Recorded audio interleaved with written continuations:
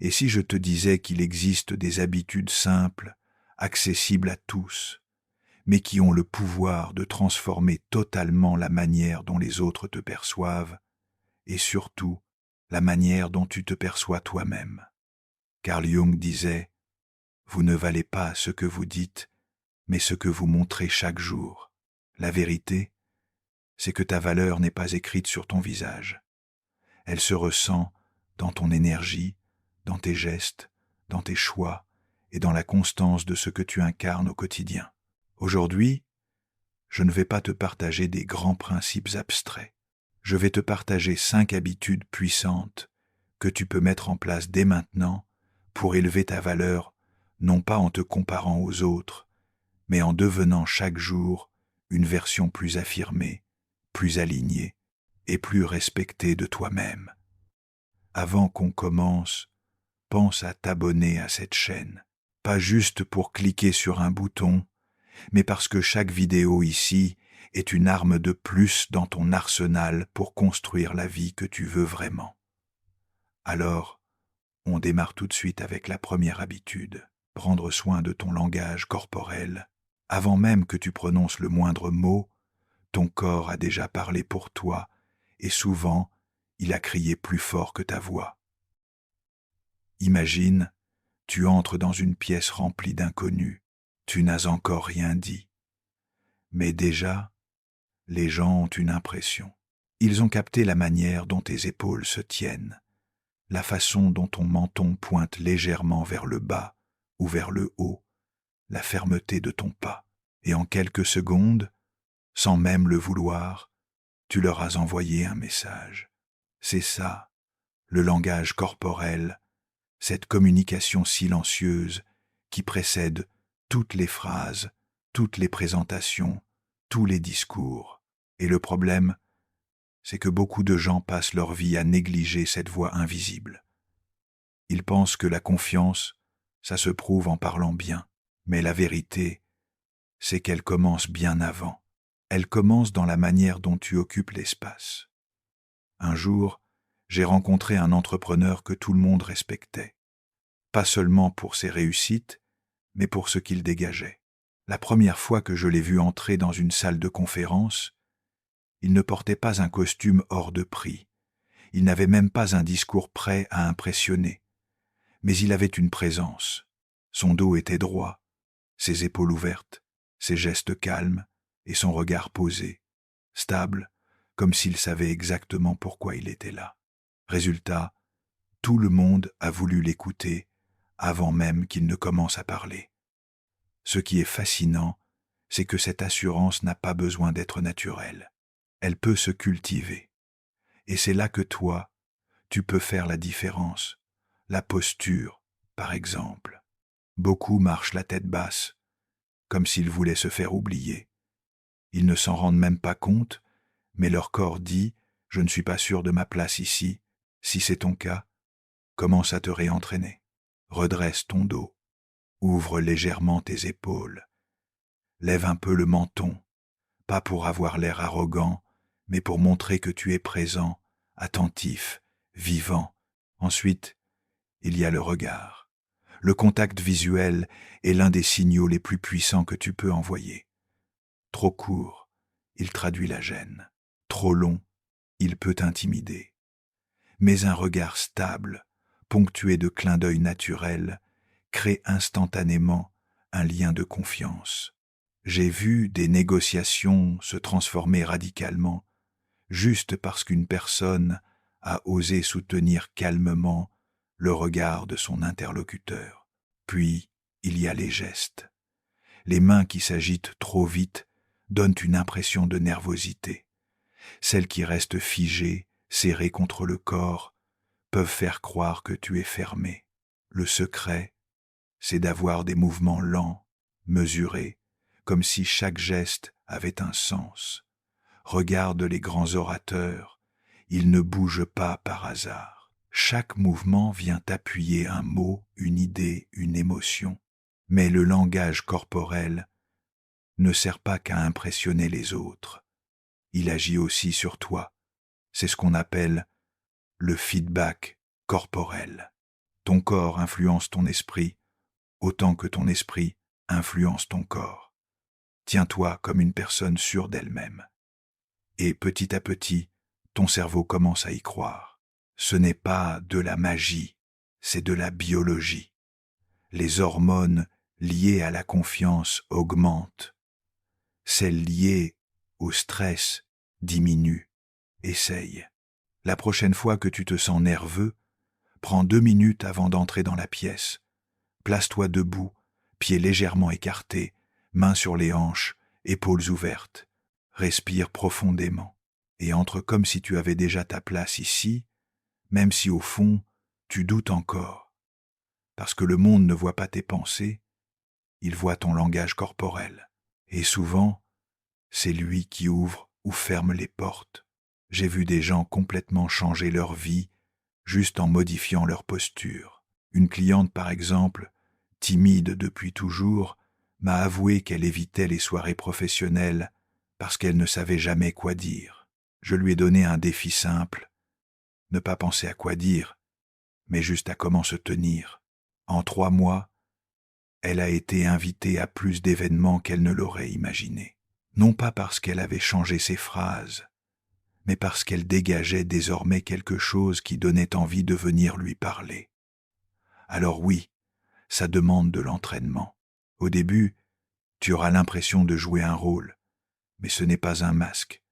C'est toi, version alignée. Ce que tu montres à l'extérieur finit par façonner ce que tu ressens à l'intérieur. Et n'oublie pas, tu ne peux pas contrôler ce que les autres pensent de toi, mais tu peux contrôler ce que tu leur montres. Et ce que tu leur montres commence bien avant le premier mot. Maintenant, il y a un autre point crucial. Une posture forte, un regard sûr, des gestes maîtrisés, tout ça ne sert à rien si derrière, tu n'es pas cohérent avec tes actes. Parce qu'un langage corporel confiant qui masque des promesses non tenues, ça ne trompe personne longtemps. Et c'est là qu'on arrive à l'habitude suivante, celle qui donne du poids à tout ce que tu dégages. Tenir tes engagements. Parce qu'au final, la confiance que tu inspires ne se joue pas seulement dans ton corps, mais dans ta capacité à faire ce que tu dis. Habitude 2.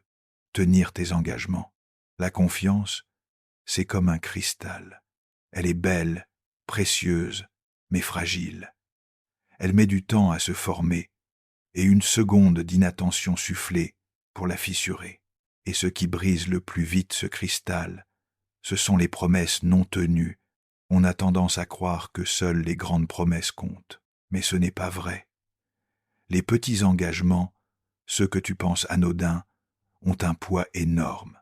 Quand tu dis à un ami « je te rappelle demain » et que tu oublies, tu envoies un message. Ma parole n'est pas solide, même si ce n'est pas volontaire. Même si tu avais une bonne raison, ton image s'en trouve un peu écornée. Et, accumulée dans le temps, cette impression mine lentement ta crédibilité.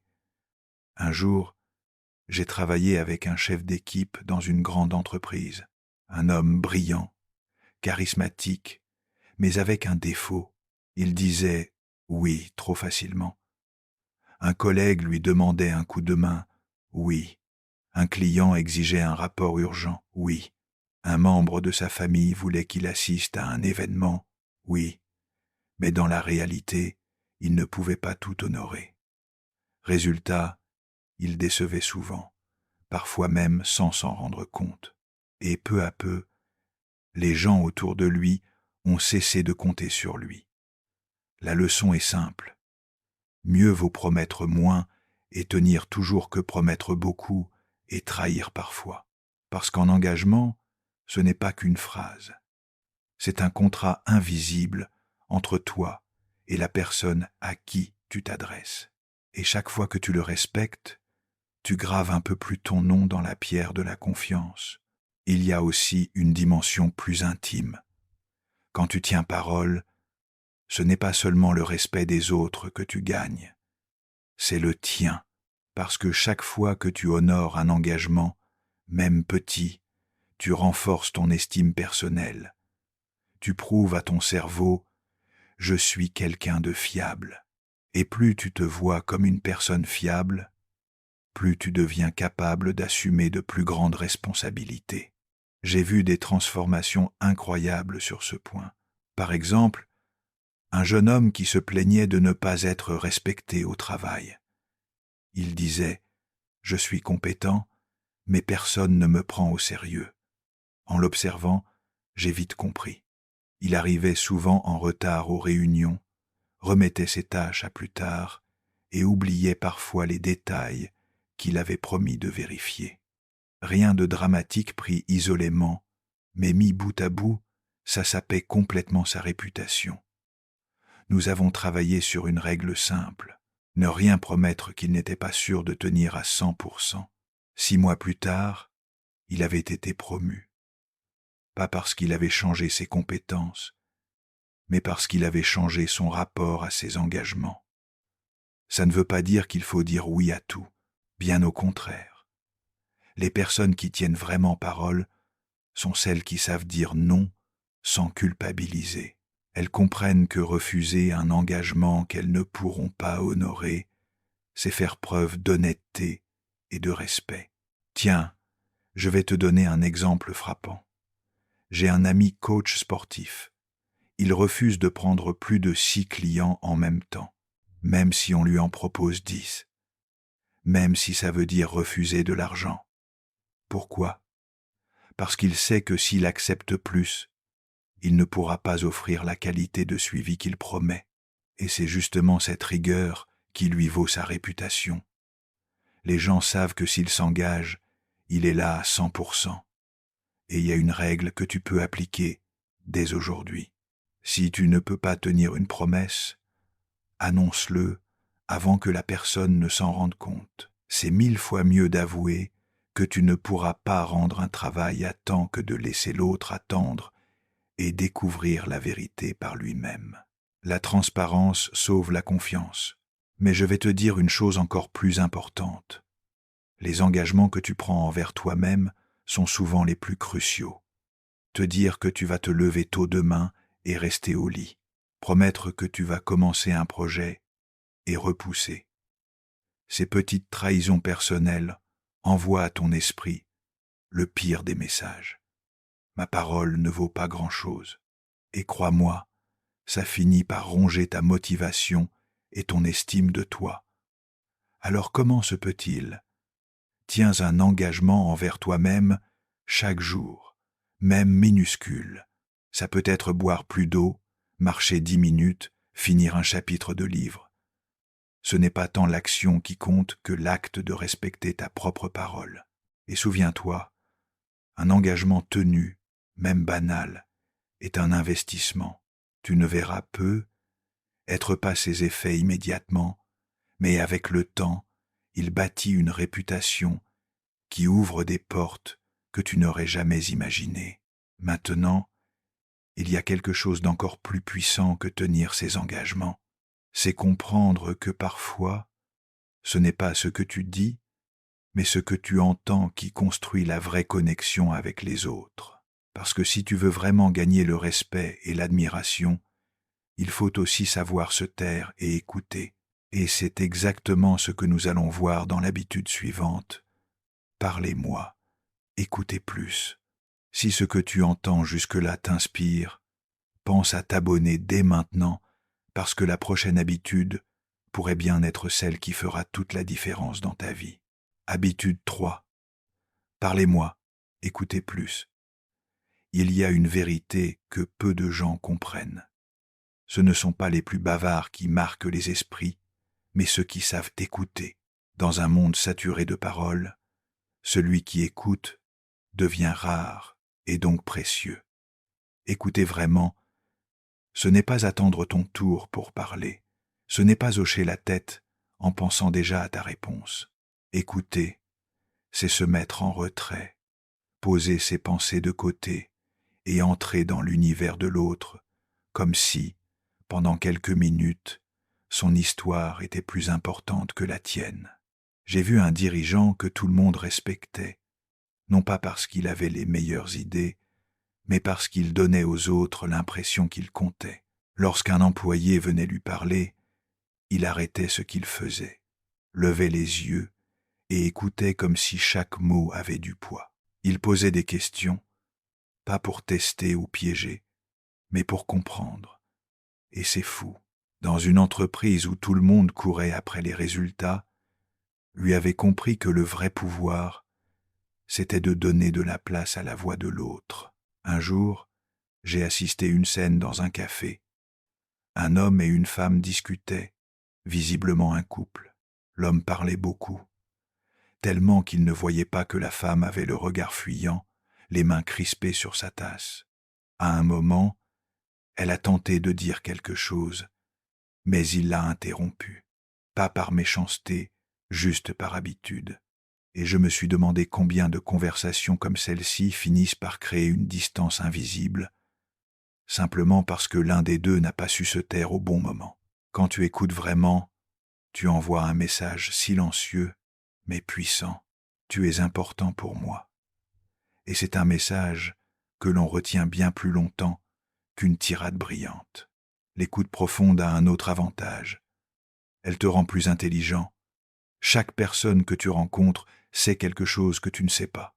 Une expérience, une leçon, une perspective que tu n'as pas.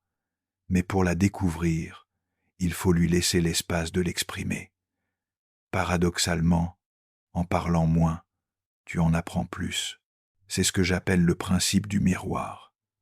Quand tu écoutes, tu deviens le miroir dans lequel l'autre peut se voir plus clairement. Parfois, rien que le fait de verbaliser ses pensées aide la personne à trouver elle-même ses réponses.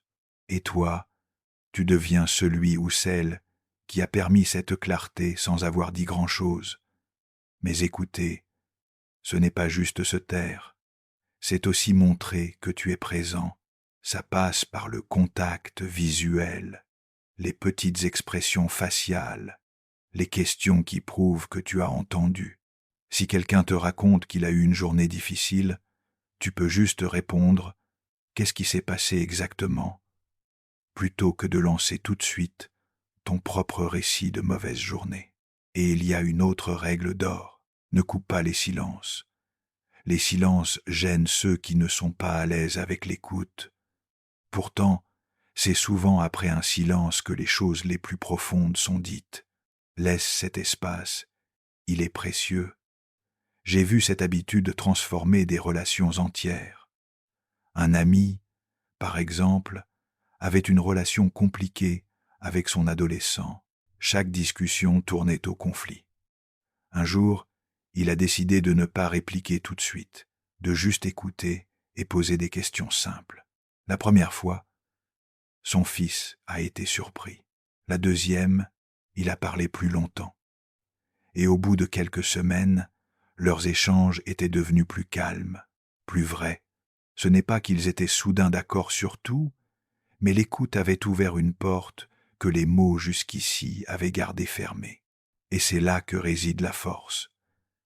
Écouter ne garantit pas que tu convaincras l'autre, mais ça garantit qu'il se sentira compris.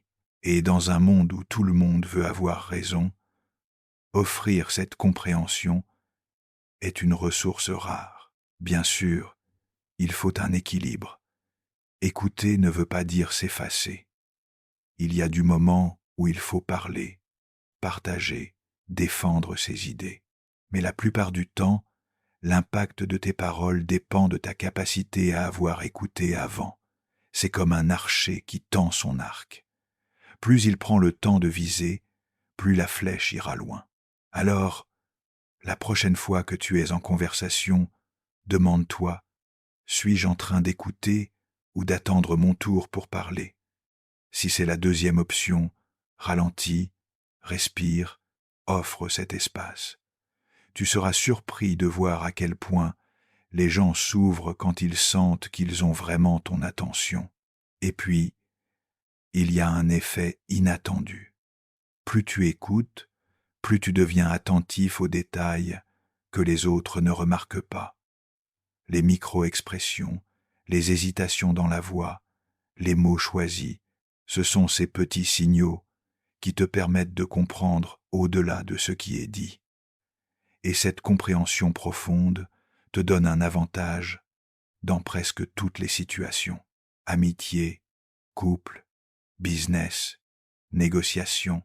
Au fond, écouter, c'est un art. Et comme tout art, il se perfectionne avec la pratique. Commence aujourd'hui. Dans ta prochaine interaction, parle moins, écoute plus et observe ce que ça change. Et parfois, le fait d'écouter vraiment te révèle quelque chose d'essentiel, que la personne en face de toi a déjà compris qui tu es, rien qu'en te voyant. Parce que oui, avant même les mots, il y a l'image que tu projettes. Et c'est justement ce que nous allons explorer dans l'habitude suivante. T'habiller en accord avec la personne que tu veux devenir. Habitude 4. T'habiller en accord avec la personne que tu veux devenir. Ton style vestimentaire est un langage silencieux. Chaque couleur, chaque coupe, chaque accessoire que tu portes raconte une histoire. Et cette histoire, c'est toi qui l'écris. Même si tu ne le réalises pas, les gens lisent ton apparence comme on lit la couverture d'un livre. Ils ne connaissent pas encore ton contenu, mais ils décident souvent, en quelques secondes, s'ils ont envie de tourner la page. Il ne s'agit pas de superficialité, il s'agit de cohérence. L'image que tu projettes doit être alignée avec la personne que tu veux devenir, pas seulement avec celle que tu es aujourd'hui. Je me souviens d'un jeune homme que j'ai rencontré lors d'un séminaire. Brillant, ambitieux, avec des idées pleines de potentiel, mais habillé comme s'il venait de sortir de son lit. T-shirt froissé, baskets sales, pantalon qui pendait. Je lui ai demandé pourquoi. Il m'a répondu: « Je veux que les gens me jugent pour mes idées, pas pour mes vêtements. » Et je lui ai expliqué quelque chose que j'ai moi-même appris à mes dépens. Le monde ne fonctionne pas comme ça. Les gens te voient avant de t'entendre. Et si ton image ne reflète pas la qualité de ce que tu apportes, tu pars déjà avec un désavantage. S'habiller en accord avec la personne que tu veux devenir, ce n'est pas dépenser des fortunes dans des marques.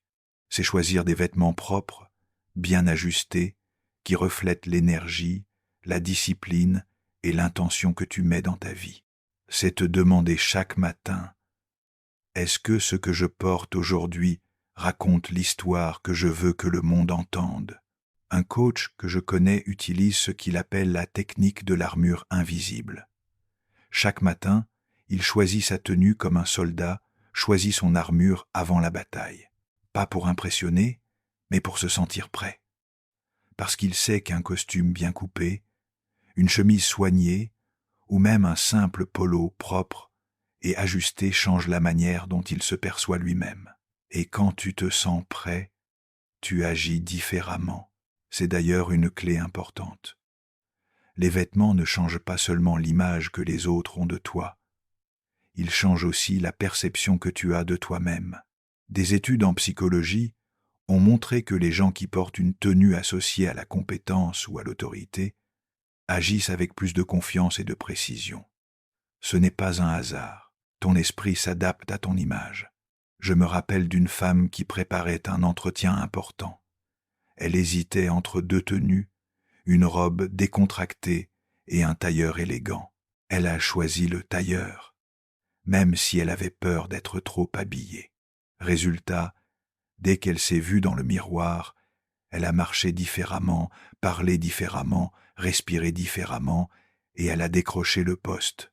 Non pas uniquement grâce à ses compétences, mais aussi parce qu'elle était entrée dans la salle déjà connectée à la version d'elle-même qu'elle voulait montrer. Mais attention, bien s'habiller ne veut pas dire copier le style de quelqu'un d'autre. C'est trouver ta propre cohérence. Ce qui marche pour un dirigeant en costume 3 pièces ne sera pas adapté à un artiste créatif ou un entrepreneur du digital.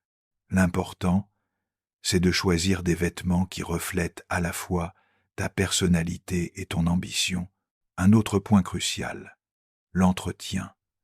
Même la plus belle des chemises perd son effet si elle est froissée. Même les chaussures les plus chères paraissent négligées si elles sont sales. Le soin que tu portes à ton apparence est un reflet direct du soin que tu portes à ton travail, à tes relations, à ta vie. Et puis, il y a cette dimension subtile. Tes vêtements parlent avant toi, mais ils peuvent aussi t'aider à ouvrir des conversations. Une couleur vive peut attirer l'œil. Un accessoire original peut devenir un point de connexion. J'ai vu des collaborations professionnelles naître d'un simple compliment sur une montre ou une veste. Alors, comment mettre en place cette habitude? Commence simple. Sépare dans ton dressing les vêtements qui te font sentir confiant de ceux qui te tirent vers le bas, et fais en sorte que chaque matin, tu choisisses dans le premier groupe, même si ta journée est ordinaire, parce que chaque jour est une opportunité d'incarner la personne que tu veux devenir. Et souviens-toi, il ne s'agit pas de vanité, il s'agit de respect. Respect pour toi-même et pour les autres. Quand tu soignes ton apparence, tu envoies un message clair. Je prends cette rencontre au sérieux. Et ce message, les gens le retiennent. Maintenant, parlons d'un autre signe de respect, peut être encore plus puissant que ton style vestimentaire. Un signe qui lui aussi parle avant même que tu dises un mot. Ta ponctualité.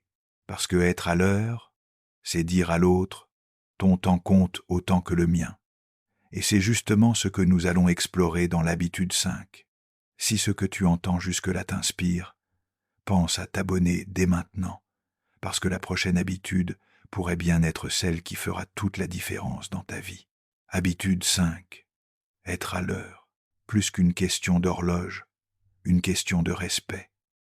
Tu sais, Carl Jung disait « Ce à quoi tu prêtes attention prend de l'importance dans ta vie.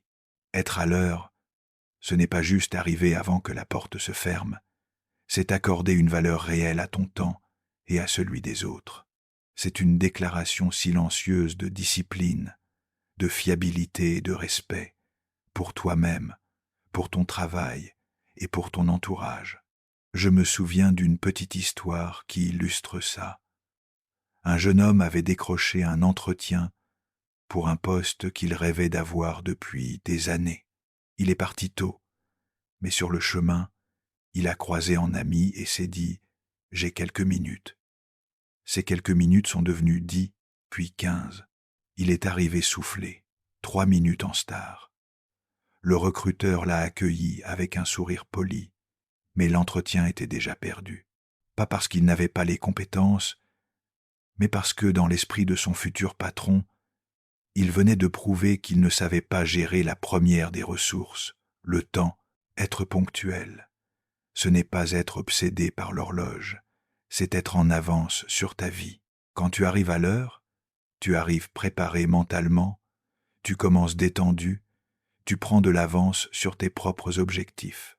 Et surtout, tu envoies un message clair, je suis fiable, on peut compter sur moi.